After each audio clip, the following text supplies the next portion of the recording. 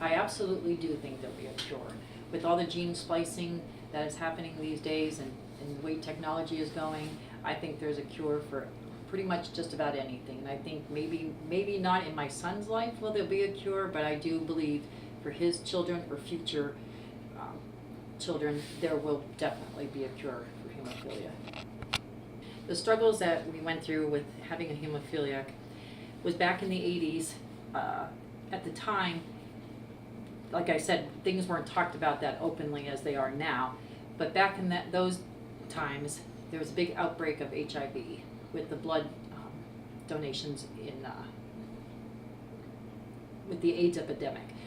Back then, a lot of hemophiliacs got infected because they were taking pooled blood for their factor that they needed to stop their bleeding in them.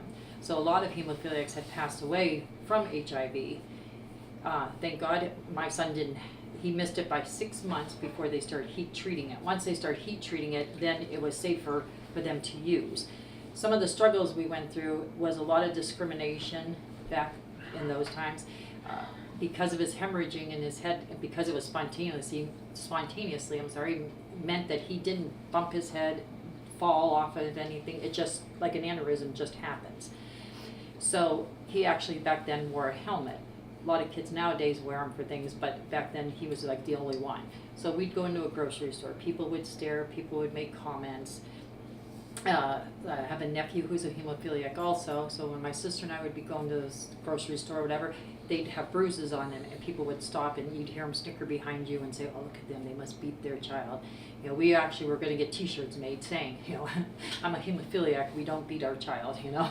But there was a lot of discrimination. When Guy got into school, specifically when he was in like 9th grade, he was going into middle school. He went to a school, and it was a technical school, and one of the classes was a shop class. So Guy had signed up and everything for it. The history that's in my family, my father was a hemophiliac. He passed away in 1975 from a cerebral hemorrhage. And then as the years went by, I got married in 1980, got pregnant in 1984. And when I had my son, at the time, we didn't know really about hemophilia because back then they didn't talk about things like that. We just knew my dad was always in and out of the hospital and things like that. So when I had my son, when we were going home from the hospital, they do a test on their ankle called a PKU test. And the nurse had come in and said they couldn't get his ankle to stop bleeding. So at that point, we couldn't go home from the hospital, and the doctor had come in and said, "We think your son has hemophilia." Of course, at the time, I'm all excited, thinking, wow, that's what my dad had, not knowing what lied ahead. And so from that point, his first year was good, you know, some bruises here and there. But then at 12 months, he had a cerebral hemorrhage, spontaneously bled for no reason. And he was one of 15 people in the country that had had that happen. So doctors all over the country were, you know, conversing and that and trying to figure out what to do for him. He was in intensive care for 7-8 days in a coma. They didn't think he was going to survive. We had signed donor papers for his organs and everything, and we kept playing songs over and over again from Sesame Street because it's something he liked back then. And 7 days later, when I opened in, he started his comeback. And at that point, he had to relearn to walk again. He was just learning to talk at 8-year-old, so all that had to be started all over again. And then at 2.5 years old, again, it happened. But at this point, I knew what to look for. Back when he was first born and a year old, when he had it, the doctors told us twice in that week that he had the flu. So this time, when I knew something was wrong with him, he just didn't act right, he was projectile vomiting, and that I went to the ER and demanded a CAT scan of his head. They refused. They finally went ahead and did it, and here again it showed that he was bleeding again. This time they didn't have to do, well, they did brain surgery, but wasn't as intense as the first. His first hemorrhage, when he had his first surgery, they actually had to take most of his left temporal lobe out from the pressure from the bleeding that was on his brain.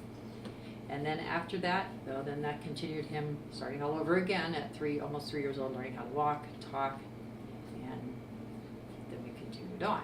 There were many activities you couldn't do back then. Because of the severeness of the hemophilia that he was experiencing wearing the helmet and that.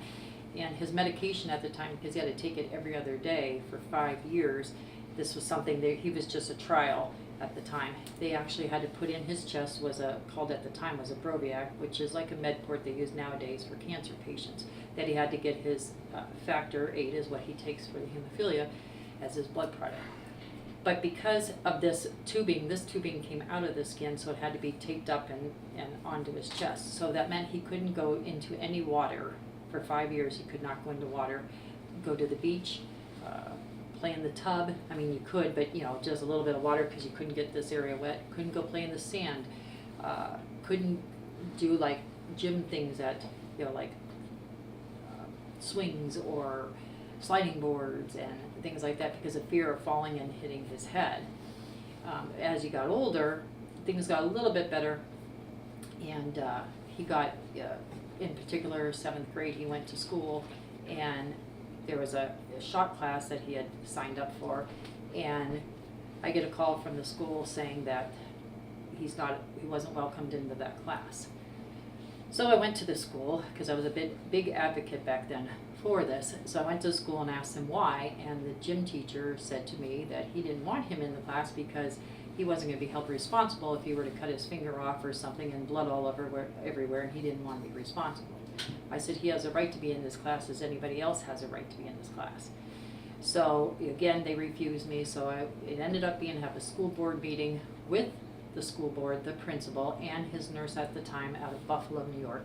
She had come up to try to address the subject and teach them about this. So after that, things did work out. At that point, we decided not to even let him go into the class just because the teacher was just beyond words.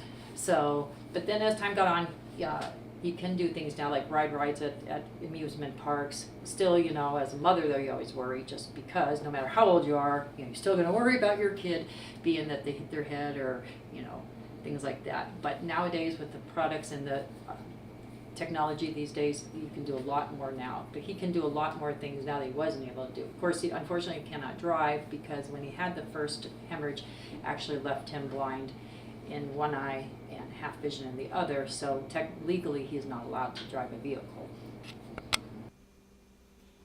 Having hemophilia, there is a lot dealing with pain issues and getting prescribed narcotics and other pain medication. And in my case, I was prescribed Oxycontin for when I was 15 until about 20, so about 5 years, and it became a problem. I had to go through a detox program. Unfortunately, having to deal with pain, I can never get away from not taking any pain medication for when I am having bleeding episodes, but nowadays with being able to treat at home and not letting bleeds get to that point where I have to take pain medication, it reduces the potential of developing another dependency. I don't think that there'll ever be a cure. It's kind of a money disease. There's too much money in it for them to find a cure. As for treatments and advancement in treatments, though, I do see essentially almost something like a cure, but definitely I don't ever see it actually being cured. If I was to look back, I would tell myself to do the treatments the way the doctors recommended. I did a lot of things that I probably shouldn't have, and I postponed a lot of treatments, which now later on has made it lasting effects, basically. The best part about hemophilia is the relationships and friendships that I've made over the years. Being an advocate in the community has flown me from all across the country for conferences, from California to New York and everything in between. Met thousands of real nice people, a lot of them friends to this day, and so definitely I'd say that's definitely the best.